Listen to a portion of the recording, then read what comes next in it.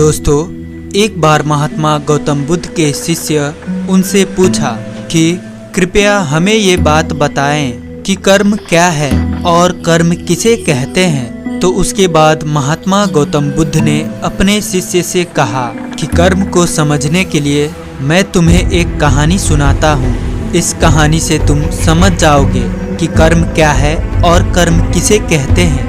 दोस्तों, मैं आज आप सभी को वही कहानी सुनाने वाला हूँ जो बहुत साल पहले महात्मा गौतम बुद्ध जी ने अपने शिष्य को कर्म क्या है ये समझाने के लिए सुनाई थी। तो चलिए बिना देरी किए कहानी को शुरू करते हैं। दोस्तों, एक बुलंद शहर का एक राजा था जो अपने मंत्री के साथ घोड़े पर बैठकर अपने राज्य का भ्रमण कर रहा था।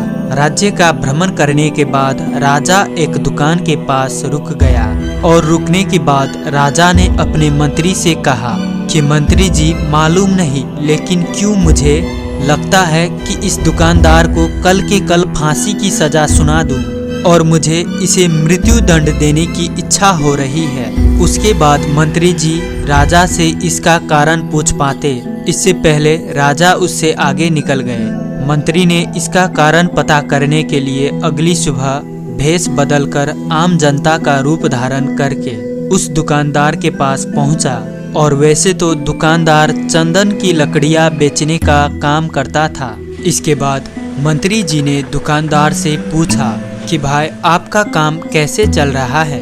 उसके बाद दुकानदार ने कहा कि भाई, बहुत ही बुरा हाल चल रहा है। लोग दुकान पर आते हैं, चंदन को सूंघते हैं और फिर उसकी प्रशंसा भी बहुत करते हैं, लेकिन खरीदता कोई भी नहीं है। और उसने आगे बताया कि मैं सिर्फ इसी इंतजार में हूँ कि कब हमारे राज्य के राजा की मृत्यु हो जाए और उनके अंतिम संस्कार के लिए मेरे दुकान से बहुत सारी चंदन की लकड़ियाँ खरीद लिया जाए और शायद वहाँ से मेरे चंदन की लकड़ियाँ बेचने के व्यापार में बढ़ोतरी हो जाए और मेरा व्यापार भी अच्छा हो जाएगा।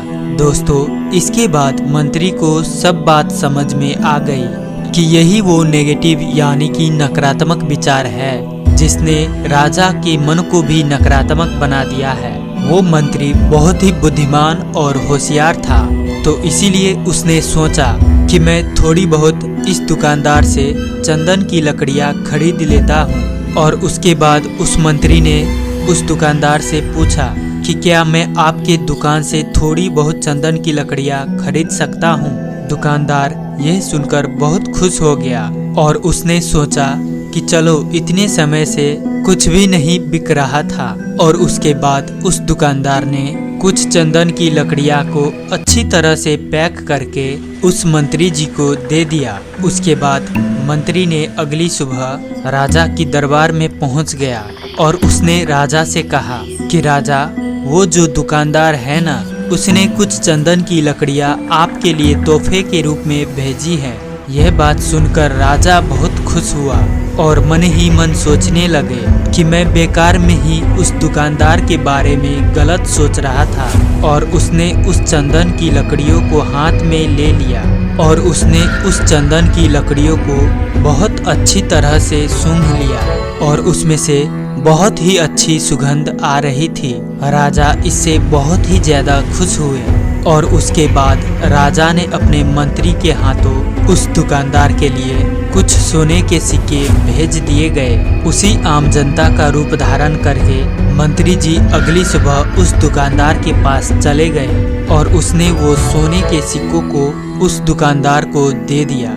उसके बाद दुकानदार बहुत ही खुश हुआ और मन ही मन सोचा कि मैं बेवजह अपने राज्य के राजा के बारे में गलत सोच रहा था। राजा तो बहुत ही ज्यादा दयालु है। और यहीं पर महात्मा बुद्ध जी ने कहानी को खत्म किया।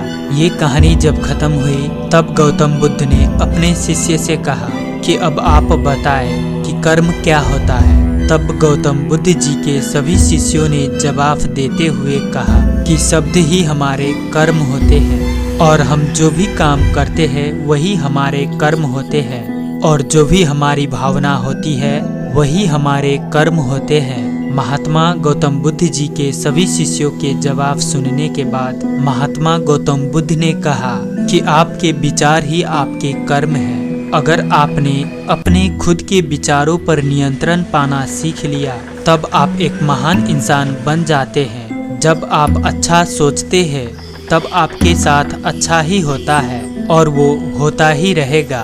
दोस्तों, इसीलिए मैं भी कहना चाहूँगा कि अगर आप अच्छा सोचोगे तो दूसरे लोग भी अपने आप आपके बारे में अच्छा सोचने लग जाएंगे।